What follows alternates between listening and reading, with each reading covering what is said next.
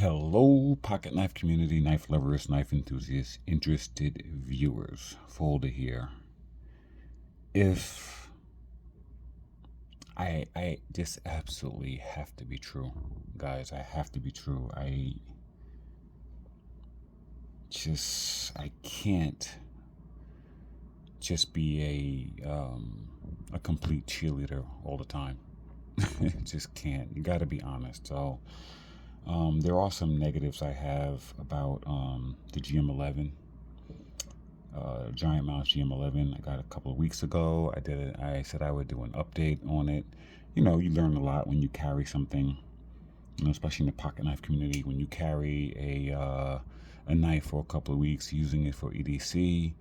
You get a chance to use it in all aspects or most aspects of your daily life, and then things cream rises to the top, or it sinks to the bottom, whatever it may be. But listen, it's not a wash. I do like the knife. I am a big Giant Mouse fan. It just are some things that, for me, I just can't look past it. So let's just get into it. A couple of these things I wouldn't even say are universally bad. I think they just are, because it's me, because everybody's different. So the first thing I want to talk about is the size. So, I really didn't think it would be a detriment, and it's really not a detriment. But I will say that comparing it to some other knives that I have that I use more for EDC, and when I was whenever I get something now, I sort of just like compare it to knives in my top 10, and the size just definitely became a detriment. So that's not something that's universally bad. Some people might say, listen, this is perfect size for me, this is exactly what I wanted. For me, it's just a little small for me. It's a little small and a little narrow. So like I said, that's not a universal negative. I mean, there are people out there that like smaller knives, and also, if you have a knife collection, you're gonna always have some bigger knives and some smaller knives. For me, this particular knife, I would have liked it bigger. Okay, so that's one thing. The other thing, and I mentioned this before, is the pocket clip. So we're gonna start talking about the looks. So from a look standpoint, I love it. I like the uniqueness of it. I like, the design, the shape of it. From an aesthetic standpoint, I like the way it looks. From a functional standpoint, not so much. After carrying it for a couple of weeks, I realized that, number one, this focus point where the actual tip, where it makes contact with the frame, and is ultimately the point in contact point in which you get when you're putting your pant in your pocket, it just snags too much for me. It really does. In and out. When you compare it to the GMP5, the way the clip is, how the energy is dissipated, it has a gradual ramp. Even though it has a point, it has a gradual ramp, so it breaks that friction when it goes in. Whereas when you look at this, it's just not gradual. It just hits. And then when you compare it to, obviously a wire clip, I mean, these things are fantastic. They just kind of slide in and out. And the other problem is when the knife is in your pocket and you go to grab it, you're actually, the geometry of this clip forces you to push down on this point. So if you notice with the GMP5, you're not going to have that problem. You're going to pinch here, and it's not gonna force the clip down tighter to make it more difficult to get out. And you definitely wouldn't have it with a wire clip. Pinch here, you're not going to get that downward force. This, you get it because of the geometry. So that is just a, is it the worst thing in the world? No, but it is a negative. It is. Yeah.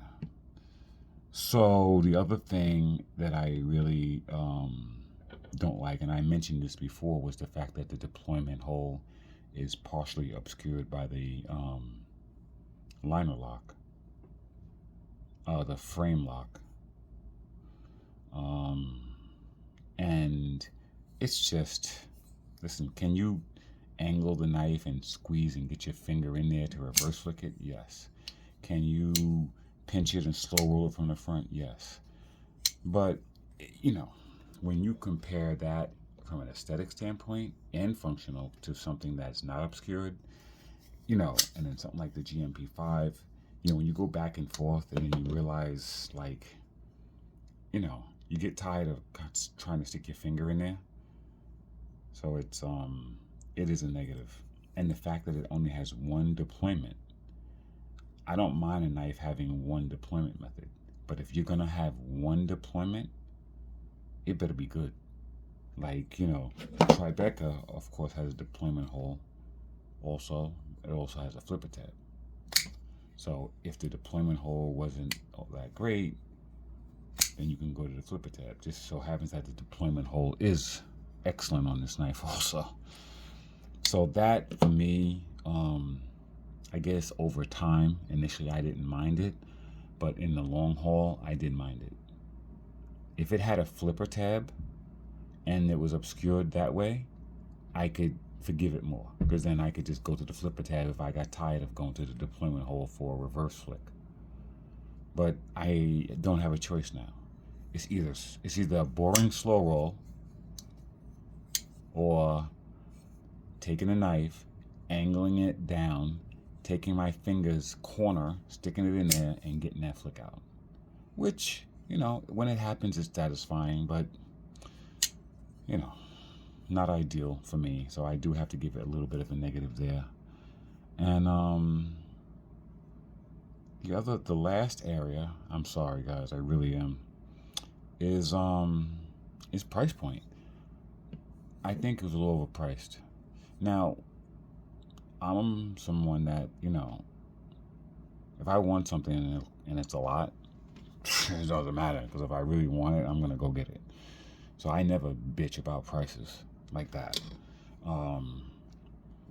But I will definitely say that this was a little higher than it should be.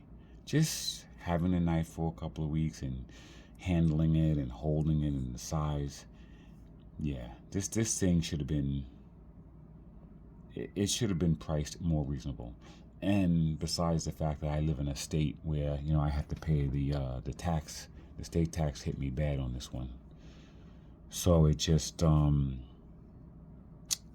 with the things that I don't like about it, coupled with the price, then it becomes, listen, if I loved this, like just loved every aspect of it, I wouldn't be talking about the price, because I wouldn't care.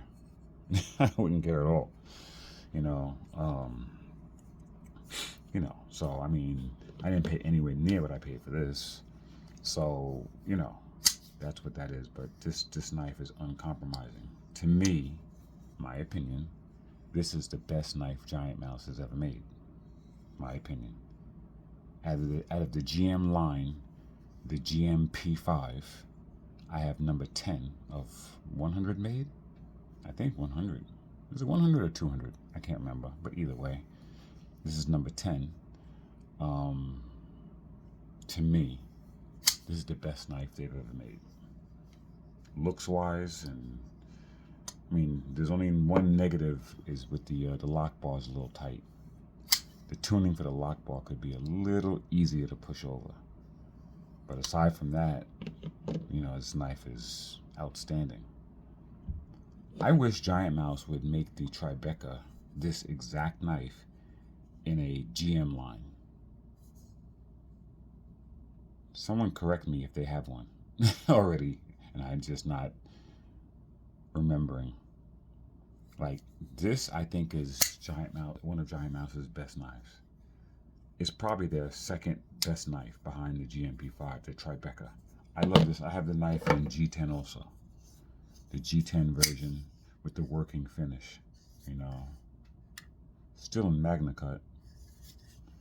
Still in Magna Cut, G10 working finish, titanium satin finish, Magna Cut. So, I mean, it's a liner lock. And not that, you know, frame locks to me are just a little bit more prolific than liner locks. So this knife in a frame lock, yeah, the geometry, the weight of this thing, how it feels, the humongous front finger choil. Yeah, this is a serious knife. So, okay, off target. Get back on topic. So yeah, so that's it. I'm not gonna keep beating it up, but because there are a lot of things I like about it. I mean, I love the finish. You know, I love this sort of Scandi look with the blade, and then it's got a Scandi sheep's foot look. You know, it's got that, the tip is perfect for EDC, you know, and the quality is very good. The milling is excellent. The fit and finish, backspacer, I mean, it's a nice knife. The tuning for the lock bar is very good, better than the GMP5. So it has its extreme positive points, but I had to just point out those negatives. All right, that's all I got. Thanks.